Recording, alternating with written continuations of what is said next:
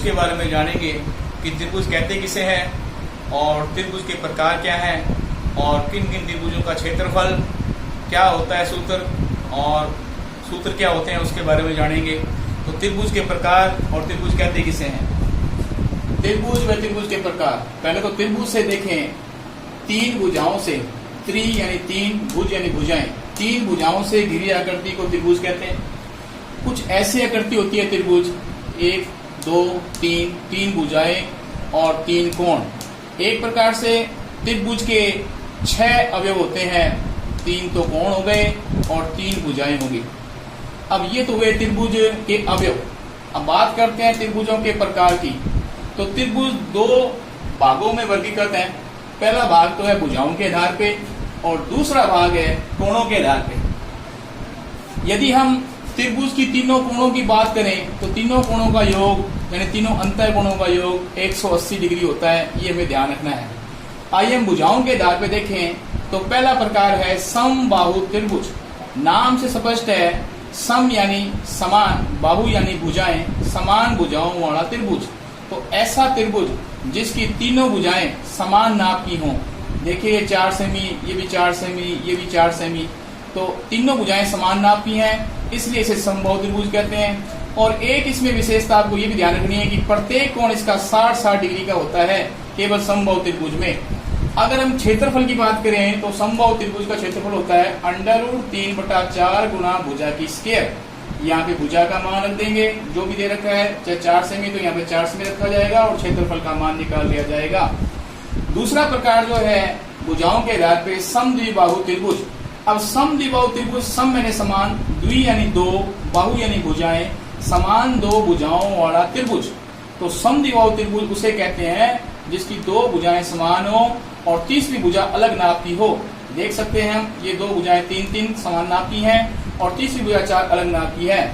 अब समद्विबाहु त्रिभुज के क्षेत्रफल की बात करें तो इसका सूत्र होता है b/4 √4a² - b²।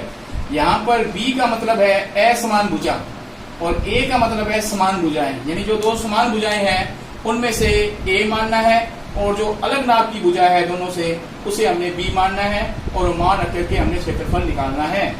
तीसरा प्रकार जो है विषम बाहु त्रिभुज। अब विषम बाहु त्रिभुज नाम से स्पष्ट है, विषम मैंने अलग अलग नाप की, बाहु मैंने भुजाएं, अलग अलग नाप की भुजाएं यानी तीनों भुजाएं अलग अलग नाप की हों उसे विषम बाहु त्रिभुज कहते हैं। जैसे हम देख सकते हैं यहाँ पे ये भुजा 3 सेमी की, ये 4 सेमी की और ये 5 सेमी की, तो तीनों की नाप अलग अलग है, इसे विषम बाहु त्रिभुज कहेंगे। और विषम बाहु त्रिभुज के क्षेत्रफल की बात करें तो इसमें अपने हीरोन का सूत्र लगाते हैं। हीरोन एक अलेक्जेंड्रिया के वैज्ञानिक थे, उनके नाम से रखा गया है सूत्र ये। और इसका सूत्र होता है √s ब्रैकेट शुरू s - a ब्रैकेट बंद, s - b ब्रैकेट बंद, s - c ब्रैकेट बंद, s - c, इस तरह से हमारा सूत्र बनेगा। अब यहाँ पर a b c जिसे हम बोल रहे हैं वो त्रिभुज की भुजाएं हैं। जैसे हम देख सकते हैं, हमने 3 को b मान लिया, 4 को हमने a मान लिया, 5 को हमने c मान लिया। आप किसी को भी a b c मान सकते हैं। तो वो a b c तो हो गई भुजाएं और s का मतलब होता है a + b + c/2, यानी त्रिभुज की तीनों भुजाओं का योग और उसका आधा यानी अर्ध परिमाप बोलते हैं इसे। तो s का बराबर a + b + c/2 निकाल के हम इस सूत्र में मान रखेंगे और त्रिभुज का क्षेत्रफल निकाल देंगे। ये तो होगी भुजाओं के आधार पे। अब बात करें कोणों के आधार पे, तो कोणों के आधार पे पहला त्रिभुज है न्यून कोण त्रिभुज।